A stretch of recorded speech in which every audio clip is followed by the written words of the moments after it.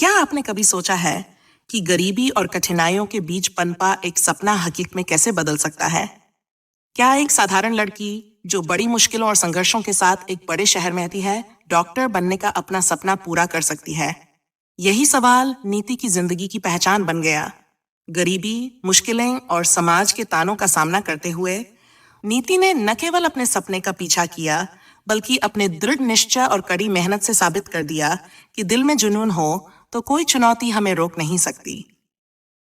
आइए नीति की इस प्रेरणादायक कहानी में डूबते हैं, जो अंधकार से प्रकाश तक के सफर की मिसाल है।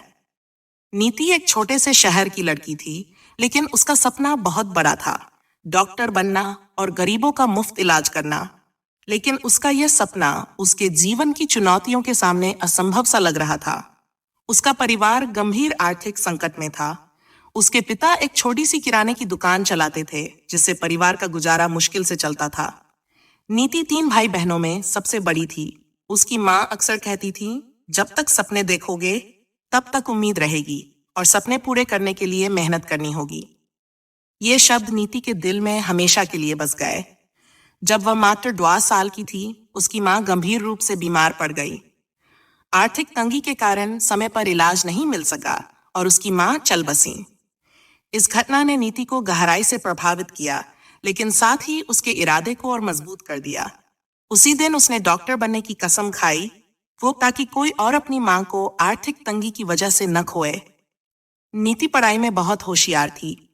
उसने अपने शहर के सरकारी स्कूल में पढ़ाई की और हमेशा अपनी कक्षा में अव्वल आती रही। लेकिन घर की स्थिति ऐसी थी कि स्कूल के बाद उसे अपने पिता की दुकान में मदद करनी पड़ती थी। दिन भर वह दुकान पर काम करती और रात में देर तक पढ़ाई करती। कई बार ऐसा होता था कि उसके पास किताबें खरीदने के पैसे भी नहीं होते थे। फिर भी उसने हार नहीं मानी। तो दोस्तों, अगर यह कहानी आपको प्रेरित करती है और आप इसे और लोगों तक पहुंचाना चाहते हैं, तो इसे लाइक, शेयर और सब्सक्राइब जरूर करें।